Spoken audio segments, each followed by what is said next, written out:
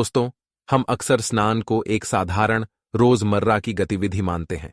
कई लोग इसे सिर्फ एक दिनचर्या का हिस्सा समझते हैं, जिसके कारण वे किसी भी समय स्नान कर लेते हैं या कभी-कभी इसे पूरी तरह छोड़ देते हैं।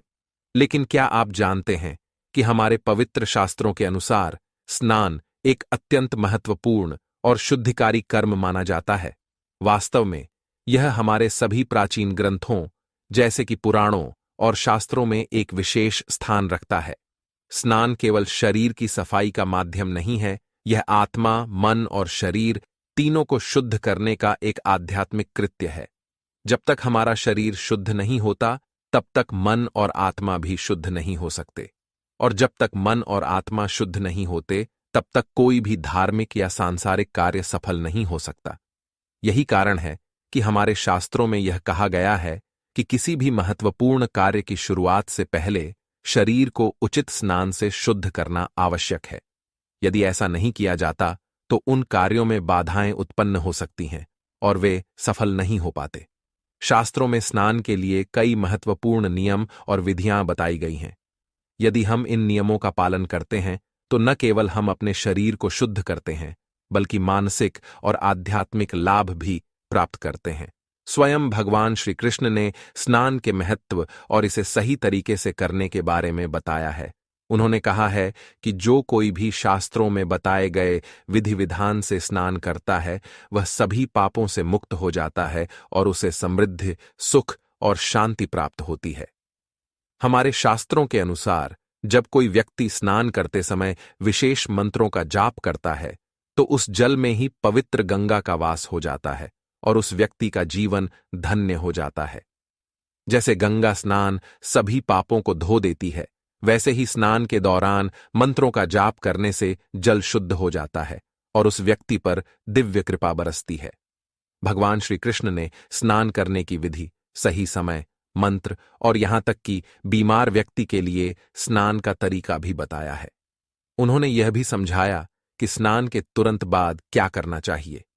इन नियमों का पालन करने से न केवल गरीबी दूर होती है, बल्कि हर प्रकार की समृद्धि और सफलता प्राप्त होती है।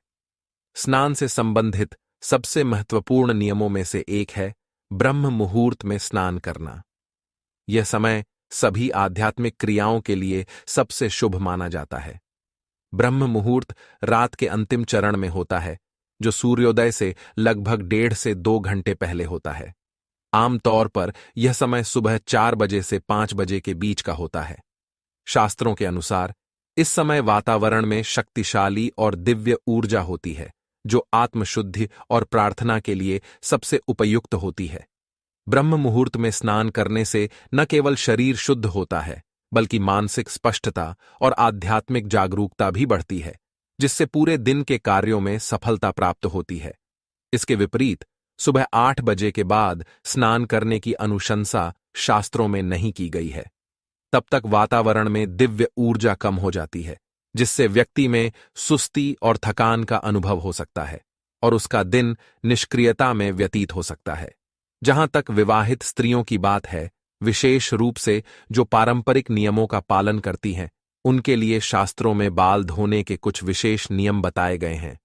स्त्रियों को अमावस्या, पूर्णिमा और एकादशी जैसे पवित्र दिनों में बाल धोने से बचना चाहिए। ये दिन अत्यंत पवित्र माने जाते हैं और इन दिनों बाल धोने से घर में दुर्भाग्य और अशांति आ सकती है। इसी प्रकार त्योहारों के दिन भी बाल धोने से बचना चाहिए और इसके बजाय एक दिन पहले बाल धो लेना उचित होता है। ज्योतिषीय दृष्टिकोण से देखा जाए तो अमावस्या, एकादशी और पूर्णिमा के दिन चंद्रमा अपनी चरम स्थिति या सबसे कमजोर स्थिति में होता है।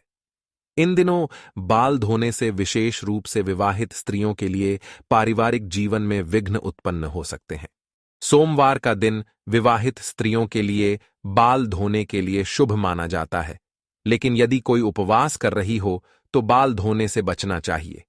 अगर किसी स्त्री का बच्चा सोमवार को जन्मा हो, तो उसे इस दिन बाल नहीं धोने चाहिए, क्योंकि यह उसके बच्चे के स्वास्थ्य पर बुरा असर डाल सकता है। मंगलवार को विवाहित स्त्रियों को बाल धोने से बचने की सख्त सलाह दी जाती है, क्योंकि यह दिन आर्थिक परेशानियों और वैवाहिक जीवन में तनाव का कारण बन सकता है। अगर किसी वजह से मंगलवार को बाल धोना जरूरी हो, तो बाल धोने से पहले आंवले का लेप लगाकर इसके नकारात्मक प्रभाव को कम किया जा सकता है। बुधवार को बाल धोना आमतौर पर शुभ माना जाता है, लेकिन जिन स्त्रियों के छोटे भाई होते हैं, उन्हें इस दिन बाल धोने से बचना चाहिए। ऐसा माना जाता है कि बुधवार को बाल धोने से छोटे भाइयों पर संकट आ सकता है। इससे बचने के लिए भगवान गणेश या वरुण देव की पूजा की जा सकती है। गुरुवार के दिन बाल धोने से बचना चाहिए, खासकर विवाहित स्त्रियों को। ऐसा माना जाता है कि गुरुवार को बाल धोने से घर में दरिद्रता आ सकती है और पति की आयु कम हो सकती है। यदि किसी कारणवश गुरुवार को बाल धोने की आवश्यकता हो, तो पानी में थोड़ी हल्दी या बेसन मिलाकर बाल धोने से नकारात्मक प्रभाव कम हो सकता है। शुक्रवार का दिन विवाहित स्त्रियों के लिए बाल धोने के लिए शुभ होता है। हालांकि जो स्त्रियां पुत्र प्राप्ति की कामना करती हैं या जिनके पहले से पुत्र हैं, उन्हें इस दिन बाल धोने से बचना चाहिए। यदि आवश्यक हो तो बाल धोने से पहले थोड़ा दही बालों में लगाकर धोने से नुकसान कम हो सकता है। शनिवार का दिन बाल धोने के लिए अत्यंत अशुभ माना जाता है, क्योंकि इस दिन भगवान शनि की विशेष महत्ता है। ऐसा माना जाता है कि शनिवार को बाल धोने से भगवान शनि का क्रोध आ सकता है, जिससे आर्थिक कठिनाइयां और पारिवारिक जीवन में समस्याएं उत्पन्न हो सकती हैं। यदि शनिवार को बाल धोना बहुत आवश्यक हो, तो बाल धोने से पहले दूध का उपयोग बालों पर करने से नकारात्मक प्रभाव को कम किया जा सकता है। इन नियमों के अलावा यह भी कहा जाता है कि शनिवार, मंगलवार और गुरुवार के दिन नाखून या बाल काटने से बचना चाहिए। हमारे शास्त्रों के अनुसार इन दिनों नाखून या बाल काटने से हमारे शरीर के चारों ओर मौजूद सूक्ष्म ऊर्जाओं में अवरोध उत्पन्न हो सकता है, जो हमारे स्वास्थ्य और मानसिक स्थिति को प्रभावित कर सकता है। साथ ही विवाहित स्त्रियों के लिए उनके मांग सिंदूर लगाने की जगह का विशेष महत्व है। इसे गंगा स्थल कहा जाता है, जो पवित्रता और सौभाग्य का प्रतीक है। इसलिए विवाहित स्त्रियों को सलाह दी जाती है कि जब वे अपनी दैनिक पूजा करें, तो हमेशा अपनी मांग में सिंदूर धारण करें। पुरुषों को भी प्रतिदिन स्नान करने और बाल धोने के बाद ही धार्मिक कार्यों में संलग्न होना चाहिए। तो दोस्तों, अब आप समझ गए होंगे कि स्नान केवल शरीर की सफाई का कार्य नहीं है, बल्कि यह आत्मा की शुद्धि और आध्यात्मिक उन्नति का माध्यम है। हमारे शास्त्रों में स्नान और व्यक्तिगत देखभाल को लेकर जो मार्गदर्शन दिया गया है, वह हमें न केवल शारीरिक बल्कि मानसिक और आत्मिक शुद्धता की ओर ले जाता है। हम आशा करते हैं कि यह जानकारी आपके लिए उपयोगी रहे।